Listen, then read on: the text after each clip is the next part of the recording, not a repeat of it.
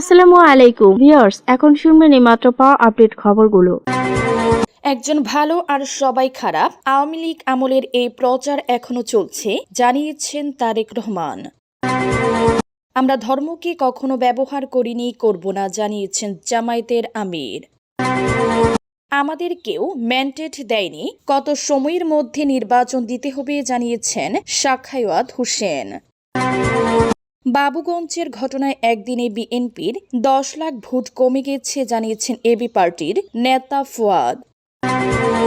দলবল নিয়ে বিএনপিতে বাংলাদেশ এলডিপির সেলিম লড়বেন ধানের শীষ প্রতীকে।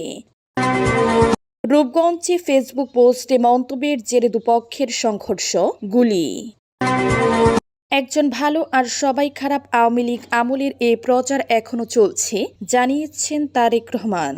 একজন ভালো আর সবাই খারাপ, আওয়ামী লীগ আমলের এই প্রচার এখনো চলছে বলে উল্লেখ করেছেন বিএনপির ভারপ্রাপ্ত চেয়ারম্যান তারেক রহমান। এটা গণতন্ত্রের জন্য হুমকি উল্লেখ করে তিনি বলেছেন এটার পরিবর্তন হতে হবে। আজ সোমবার সন্ধ্যায় ঢাকার ফার্মগেটে কৃষিবিদ ইনস্টিটিউশন মিলনায়তনে বিএনপি আয়োজিত এক অনুষ্ঠানে তারেক রহমান এ কথা বলেন।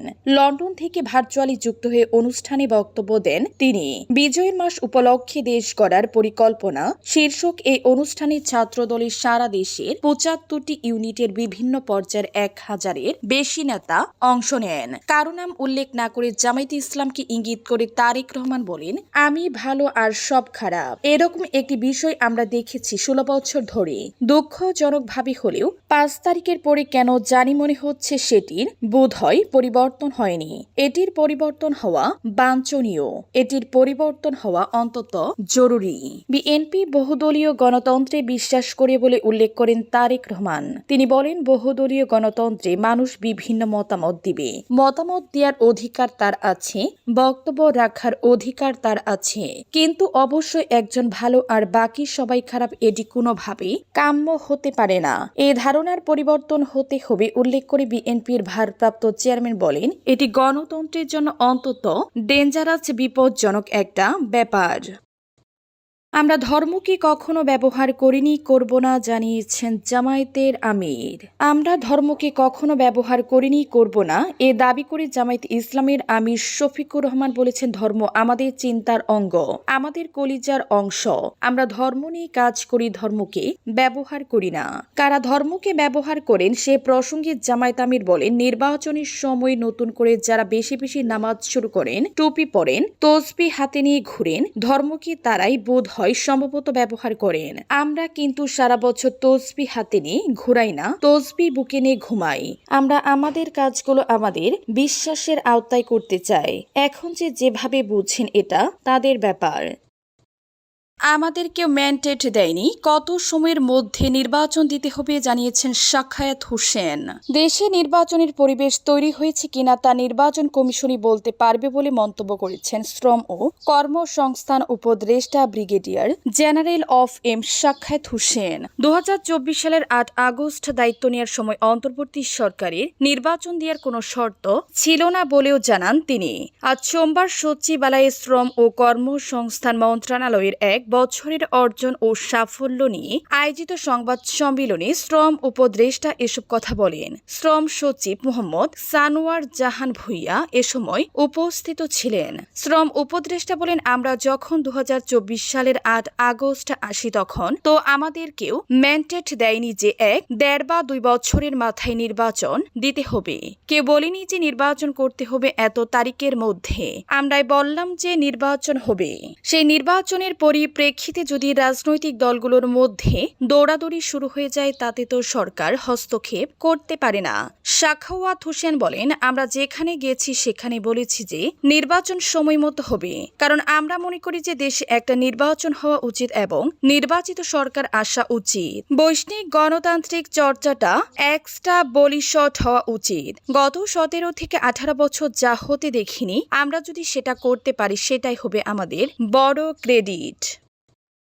বাবুগঞ্জের ঘটনায় একদিনে বিএনপি 10 লাখ ভোট কমে গেছে জানিয়েছেন এবি পার্টির নেতা ফুয়াদ। আমার বাংলাদেশ পার্টি এবি পার্টির সাধারণ সম্পাদক আসাদুজ্জামান ফুয়াদ বিএনপির উদ্দেশ্যে বলেছেন, আমাদের দলের একাংশের আচরণের কারণে প্রতিদিন হাজার হাজার ভোট কমছে। গতকালের বাবুগঞ্জের ঘটনায় একদিনে 10 লাখ ভোট কমে গেছে। এদের নিয়ন্ত্রণ করতে না পারলে আগামী নির্বাচনে বিএনপিকে বড় চ্যালেঞ্জের মুখে পড়তে হবে। গতকাল রোববার বরিশালের বাবুগঞ্জ উপজেলার মিরগঞ্জ সেতুর ভিত্তি প্রস্তুত স্থাপন অনুষ্ঠানের পর আসাদুজ্জামান ও তার দলীয় নেতা কর্মীদের হেনস্থা এবং হামলার প্রতিবাদে আজ সোমবার দুপুরে বরিশাল রিপোর্টার্স ইউনিটিতে সংবাদ সম্মেলন করেন তিনি।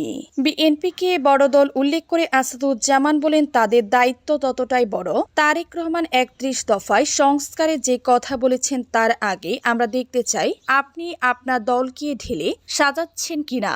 দলের মধ্যে অপরাধীদের রেখে শহীদ জিয়ার বাংলাদেশ বা বেগম খালেদা জিয়ার বাংলাদেশ গড়া সম্ভব নয়।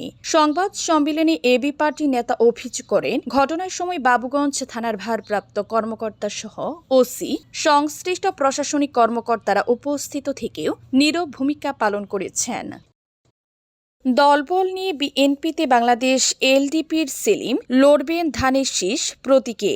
বাংলাদেশ এলডিপির চেয়ারম্যান শাহজাদ হোসেন সেলিম দলের নেতাকর্মীদের নিয়ে বিএনপিতে যোগ দিয়েছেন। এ সময় তাকে আসন্ন একাদশ জাতীয় সংসদ নির্বাচনে মনোনয়ন দেওয়ার কথা জানায় বিএনপি। তিনি লক্ষ্মীপুর 1 আসন থেকে প্রচার চালিয়ে আসছেন। আজ সোমবার বিকেলে রাজধানীর গুলশানে বিএনপি চেয়ারপারসনের কার্যালয়ে এই যোগদান অনুষ্ঠানের আয়োজন করা হয়। এ সময় বিএনপির স্থায়ী কমিটির সদস্য আমির খসরু মাহমুদ চৌধুরী, যুগ্ম মহাসচিব শহীদউদ্দিন চৌধুরী এনিসহ দলটির বিভিন্ন পর্যায়ে নেতারা উপস্থিত ছিলেন।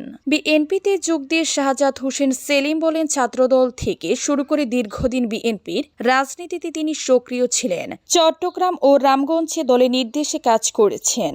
যদিও পরিস্থিতির কারণে একসময় বিএনপি থেকে তাকে সরে যেতে হয়েছিল, তবে হৃদয়ে সবসময় বিএনপিকে ধারণ করেছিলেন। এলডিপি বিলুপ্ত করে বিএনপিতে যোগদানকে ঘুরে ফেরার সঙ্গে তুলনা করে সেলিম বিএনপির নীতি নির্ধারকদের তিনি অনুরোধ জানিয়ে বলেন, এলডিপি থেকে যেসব নেতাকর্মী বিএনপিতে যোগ দিচ্ছেন তাদের যেন যথাযথ মূল্যায়ন করা হয়। রূপগঞ্জে ফেসবুক পোস্টে মন্তব্যের জেরে দুপক্ষের সংঘর্ষ, গুলি। নারায়ণগঞ্জে রূপগঞ্জে ফেসবুক পোস্টে নিচে মন্তব্যের জেরে দুপক্ষের মধ্যে সংঘর্ষ ও গোলাগুলির ঘটনা ঘটেছে। এই ঘটনায় যুবলীগের সাবেক এক নেতা গুলিবিদ্ধ হয়েছেন। পুলিশ ঘটনাস্থল থেকে 3টি গুলির খোসা উদ্ধার করেছে। গতকাল রোববার দিবাগত রাত 8টা থেকে মধ্যরাত পর্যন্ত উপজেলার তারা পৌরসভার 9 নম্বর ওয়ার্ডের রসুলপুর এলাকায় 2 দফায় এসব ঘটনা ঘটে।